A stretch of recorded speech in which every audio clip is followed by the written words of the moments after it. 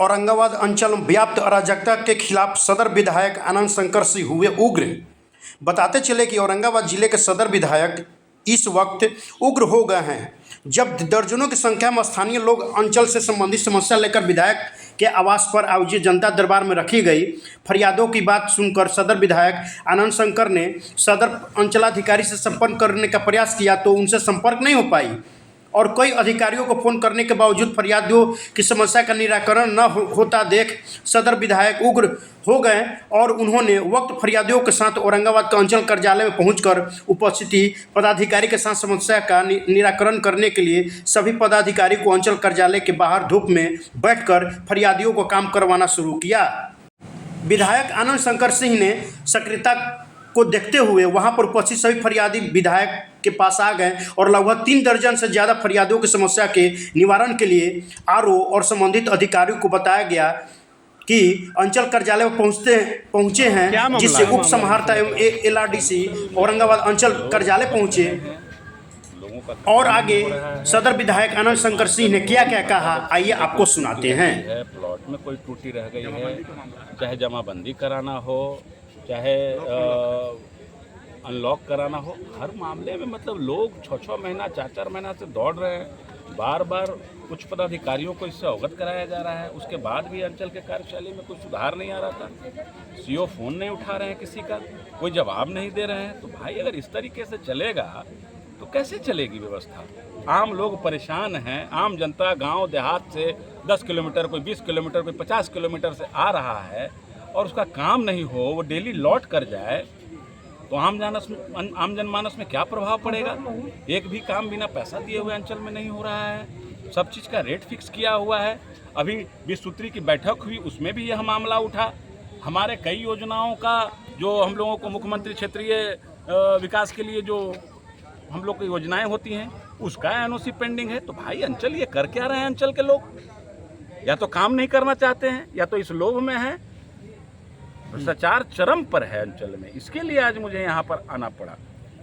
2 दिन से CO phone नहीं उठा रहे हैं, किसी का कोई जवाब नहीं दे रहे हैं, कोई रिस्पांस नहीं दे रहे हैं। तो इस तरीके से तो अंचल नहीं चलेगा।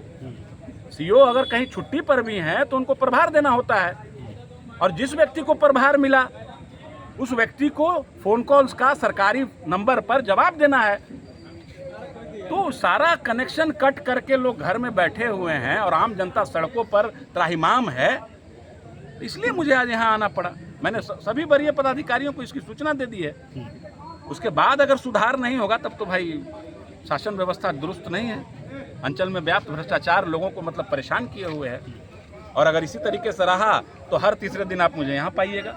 अंचल में रहकर मैं लोगों का काम कराऊंगा, क्या करूंगा? आखिर जनता ने जनप्रतिनिधि चुना है तो मेरा तो ये फर्ज है। अब कोई फोन नहीं उठाएगा, कोई बात नहीं करेगा तो आखिर पैरवी किससे कोई करेगा?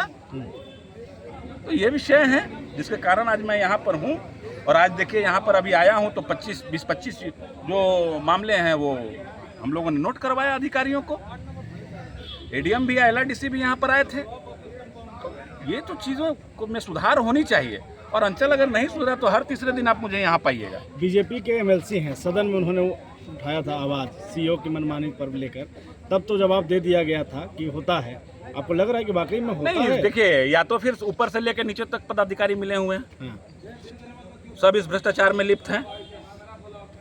अगर सुधार नहीं हो रहा है अंचल लेवल पर, इसका मतलब कि उच्च पदाधिकारी भी लिप्त है भ्रष्टाचार में, उनको भी कुछ पहुंच रहा है, इसलिए वो सुधारना नहीं चाहते हैं या उसलिए उनके कान पे जू नहीं रेंग रहा है। अभी भी सूत्री की बैठक में जबरदस्त मामला उठा था, उसके बाद अंचल का अगर ये हाल रहेगा, सीओ फोन नहीं उठाएंगे, कोई पदाधिकारी फोन नहीं उठाएंगे, तो ये तो विषय है, सोचनीय विषय है। और लोकतांत्रिक व्यवस्था के लिए कहीं ना कहीं ये मतलब एक तरीके से देखा जाए तो कालिक पोतने के बराबर है।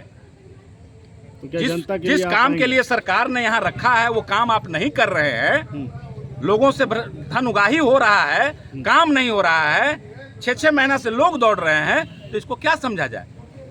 चरम पर है भ्रष्टाचार इस सरकार में। तो क्या जनता के लिए आप आएंगे लगातार बैठेंगे? क्यों नहीं आएंगे? ये तो मैंने बोल दिया कि हर तीसरे दिन फिर यहाँ पर उपस्थित रहेंगे।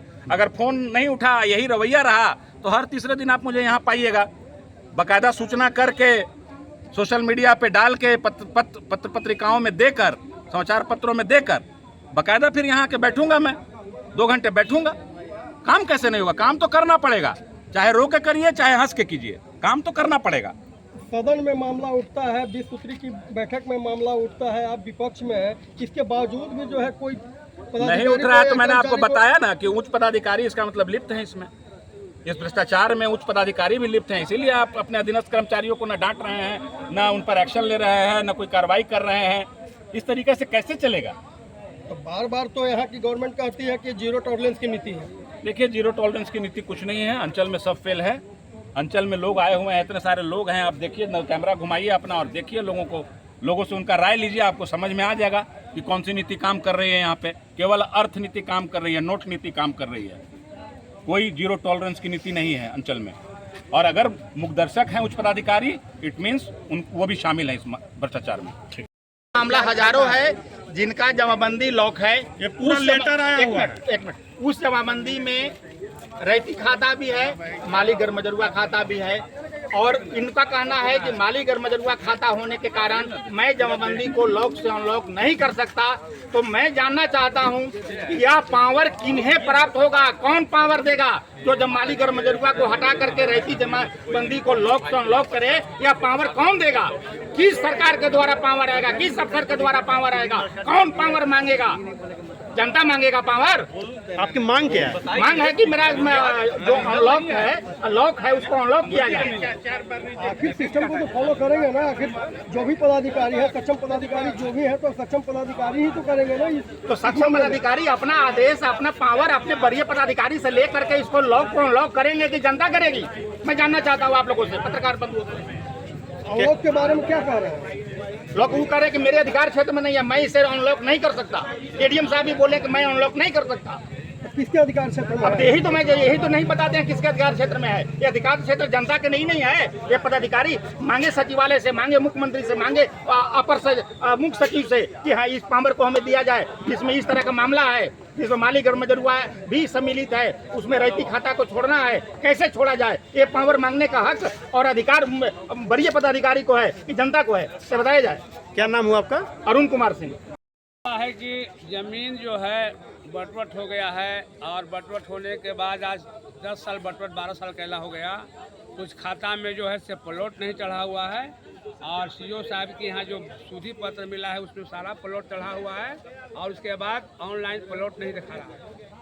और उसके बाद 4-6 महीना से मैं भी दौड़ते दौड़ते थक गया हूँ, और उसके बाद यहाँ कोई सुनने वाला नहीं है, और बार बार आना है, पेपर फिर जमा करना है, और उसके बाद उस पर कुछ कार्रवाई नहीं होता है, पेपर की रिजेक्ट कर दिया जाता है।